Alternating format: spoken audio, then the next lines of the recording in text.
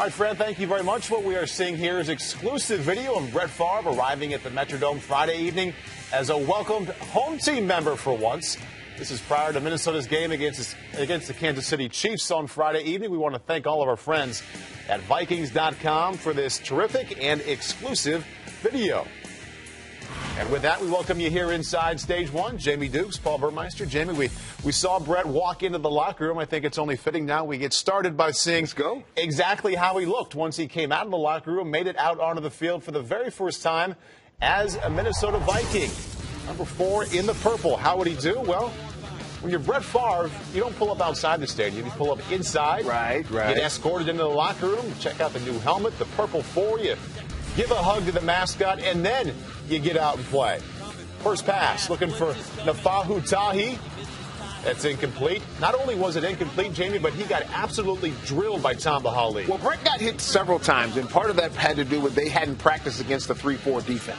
Here is his one completion on 3rd and 5. The first-round pick, Percy Harvin, was a yard short. They did not get it on 4th down. Next possession, Vikings trail 3-0. Looking for Jamar Johnson. Little miscommunication and another incompletion. Following a false start, 3rd and 9. Favre looking deep to Harvin. Blitz is on, cover 0. That means nobody in the middle of the field, but Favre could not connect on that one either.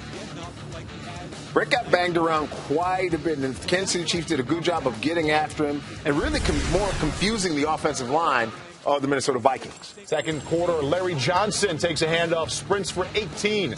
He had 8 carries for just 21 yards on the game. A couple of plays later, 2nd and 10 at the Vikings 43. Matt Castle to Dwayne Bowe, rolling out to his right. Nice 20-yard pickup near the Vikings 20-yard line. 4 plays later, it was 2nd and goal at the 4. Same connection this time for points. Castle to Bowe, 4-yard touchdown. Castle 9 for 14, 99 yards and a touchdown in the game. And the Vikings defeat the Chiefs 17-13. Take a look at the numbers. The quarterbacks, all impressive. Matt Castle sharp, Tavares Jackson. Look at those numbers. We'll talk about him in a moment. But the man everybody wanted to hear talk after the game was, of course, Brett Favre. I didn't expect much today. Practiced 2.5 days. I just didn't want to fumble a snap. I wanted to make sure I got the handoffs. And if you complete passes, great. But I was nervous about that.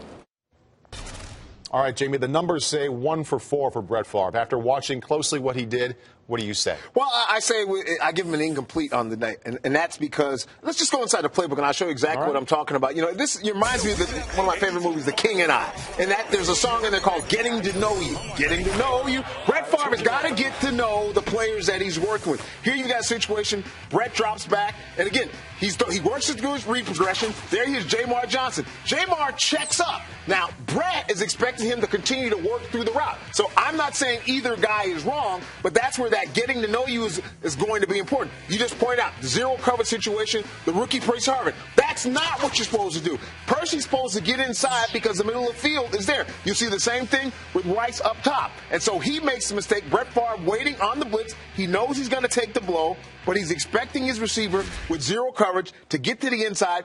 That should have been a touchdown. But again, on that particular play, I know that it was rookie Percy Harvin's fault. All right, Brett Favre only played 2 series. You saw the highlights or the lowlights there. When he left, Tavares Jackson and John David Booty combined to go 18 out of 23 for a couple of touchdowns. Particularly impressive, Tavares Jackson, Jamie, 12 out of 15, 202 yards. Well, it's audition time, remember, for Tavares Jackson. If you're believing some of the talk and some of the things that you've heard from the Minnesota Vikings camp, they've got to make a decision on whether to keep him or John David Booty. It seems clear that they're going to keep Sage Rosenfeld as the backup quarterback. And Tavares really played well in this game.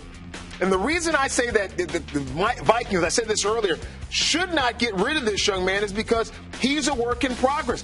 Every year, this young man has played better and better. Down the stretch last year, 8 touchdowns, 2 interceptions at the end of the year. So what you want to do is to continue to let this young man develop. And I think that Brad Childress would like to keep him because, hey, he's got an ego, too, and he's the one who believed in him enough to take him in the 2nd round.